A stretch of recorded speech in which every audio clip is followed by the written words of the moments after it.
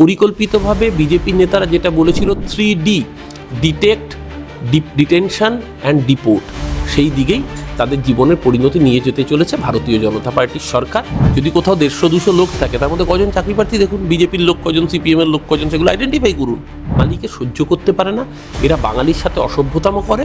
বাংলার মানুষ যদি আজকে সচেতন না হয়, তাহলে আগামী দিন বাঙালিকেই ওরা কিন্তু সর্বনাশ করেছে।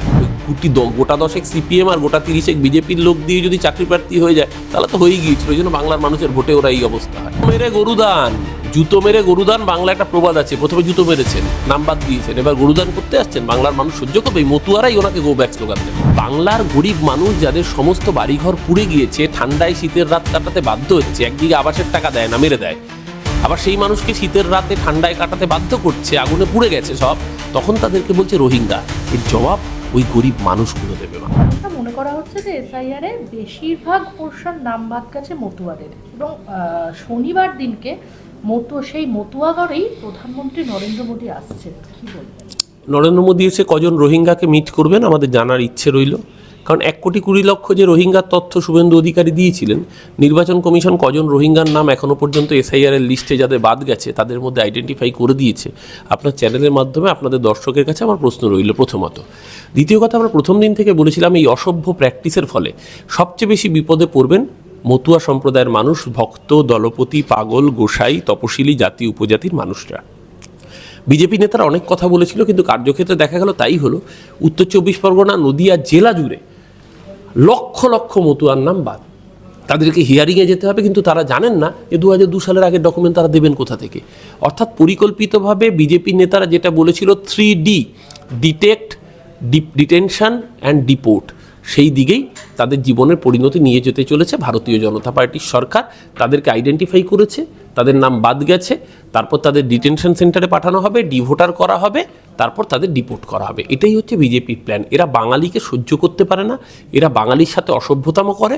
বাংলার মানুষ যদি আজকে সচেতন না হয়, তাহলে আগামী দিন বাঙালিকেই ওরা কিন্তু সর্বনাশ করে ছাড়বে। তাহলে সেই মতুয়াগড়েই তো প্রধানমন্ত্রী আসছেন, এবং মনে করা জুতো মেরে গরুদান, জুতো মেরে গরুদান, বাংলা একটা প্রবাদ আছে। প্রথমে জুতো মেরেছেন, নাম বাদ দিয়েছেন, এবার গরুদান করতে আসছেন। বাংলার মানুষ সহ্য করবে? মতুয়ারাই ওনাকে গো ব্যাক স্লোগান দেবেন।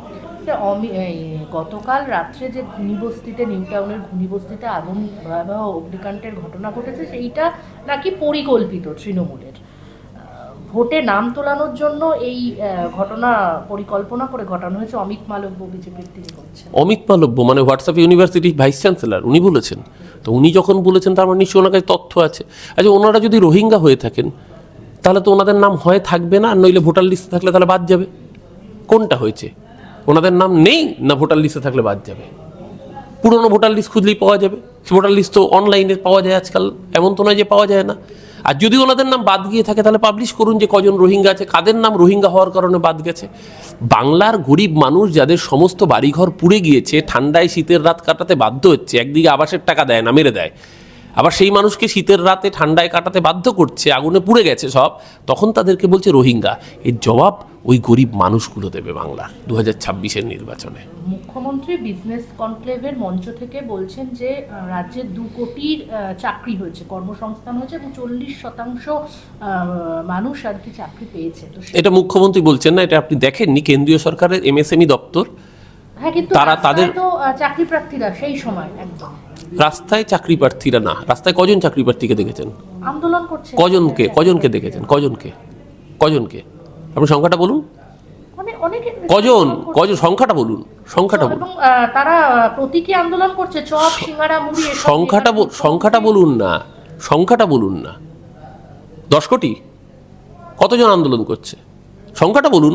এই অর্ধসত্য মিথ্যের থেকেও ভয়ঙ্কর। বাংলাহানকে বলবো অর্ধসত্য সংবাদ পরিবেশন বন্ধ করতে। যদি কোথাও 150-200 লোক থাকে, তার মধ্যে কজন চাকরি প্রার্থী দেখুন, বিজেপির লোক কজন, সিপিএমের লোক কজন, সেগুলো আইডেন্টিফাই করুন। হ্যাঁ, নিশ্চয়ই চাকরি নিয়োগ নিয়ে জটিলতা বিজেপি সিপিএম করেছে, একের পর এক মামলা করেছে, মামলা করে নিয়োগ বন্ধ করে রেখেছে। তো এই অসভ্যতামির বিরুদ্ধে আজকেও তো কোর্ট রায় দিয়েছে। আজকে কোর্টের রায় আগস্ট পর্যন্ত সময়সীমা বাড়িয়ে দিয়েছে। সুতরাং এই অসভ্যতাও বাংলার মানুষ বরদাস্ত করছে না। একদিকে 32,000-এর নিয়োগ খেতে চেয়েছিল, আটকে রাখতে চেয়েছিল, আদালত থাপ্পড় মেরেছে। 26,000-এর নিয়োগ বাতিল করিয়ে উল্লাস প্রকাশ করেছিল, তাদের আবার এসএসসির মাধ্যমে নিয়োগ হচ্ছে। তার সাথে সাথে যখন একের পর এক কর্পোরেট ইন্ডাস্ট্রি আসছে, সেটা ইনফোসিস হতে পারে, এল&টি ইনফোটেক হতে পারে, মাইন্ডট্রি হতে পারে, টাটা মেটালিক্স হতে পারে, টাটা মোটরস পর্যন্ত এখানে ইনভেস্টমেন্ট করতে আগ্রহী হয়েছে। সিএমডি মমতা ব্যানার্জির সাথে নবান্নের দেখা করেছেন।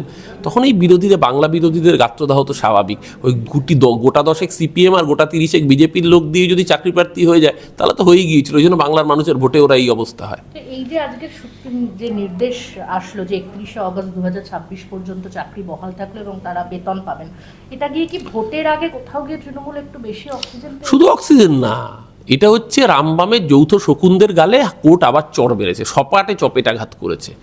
এই অসভ্যতাম কোর্টও আর বরদাস্ত করছে না। যখনই সরকার নিয়োগ করতে চাইছে মামলা করে সেটাকে আটকে দেওয়া। এই বিকাশ ভট্টাচার্য, তরুণজ্যোতি তিওয়ারি, ফিরদৌস তামিমের গ্যাংকে, চাকরি খেকো গ্যাংকে এই প্রশ্নের উত্তর দিতে হবে। আরো ভালো ভালো খবর দেখতে সাবস্ক্রাইব করুন বাংলা হান্টের ইউটিউব চ্যানেল। বাংলা হান্টের আরো খবর দেখতে নজর রাখুন। বাংলা খবর মানেই বাংলা হান্ট।